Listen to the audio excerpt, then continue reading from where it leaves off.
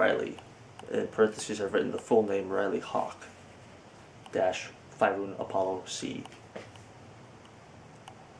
He's very much a happy-go-lucky kind of guy. He's always positive and can often show an ecstatic attitude toward a given situation. So, he's kind of like the kind of guy who will usually have a relentlessly sunny demeanor. He can be a little show-offy at times. With his golden blonde hair and bright blue eyes, he often attracts company and often welcomes company. There are times when he'll wear pilot's goggles just to show how much he loves to fly. Okay, since he was a child, Ryley has loved science and aviation.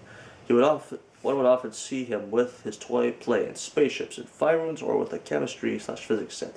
As a boy, he would often try to imagine himself as the pilot of a ship, or a plane, or a Fyrune, always acting like he was taking commands from his make-believe senior officer.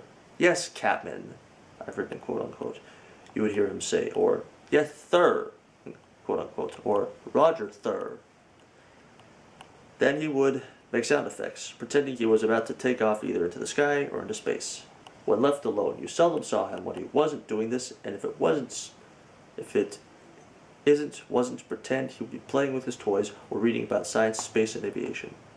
Sometimes people would ask him whom he was talking to. His response was always, "Captain Adams," or "Captain, someone."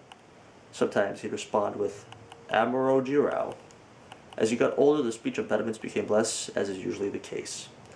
Not long after people had been asking him questions about whom he was talking to, he began talking to himself so that people could hear the additional dialogue. When he wasn't doing any of these things, he would be either standing outside looking into the sky or lying on the ground with his eyes focused on the heavens, watching as aircrafts and ships flew by. Something his father used to do with him was stargaze with their telescope and use their computer to look up information on the stars and planets they were looking at.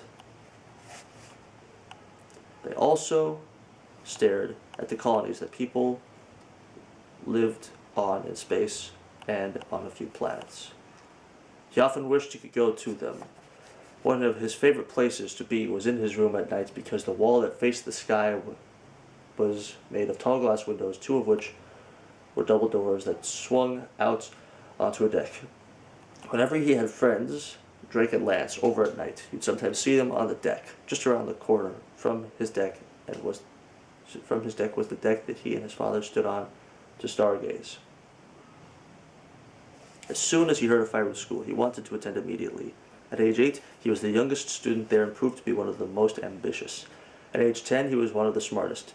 He had first heard about Fyrune School from Lance, who heard about him from his father. He also heard about it from Drake, who heard about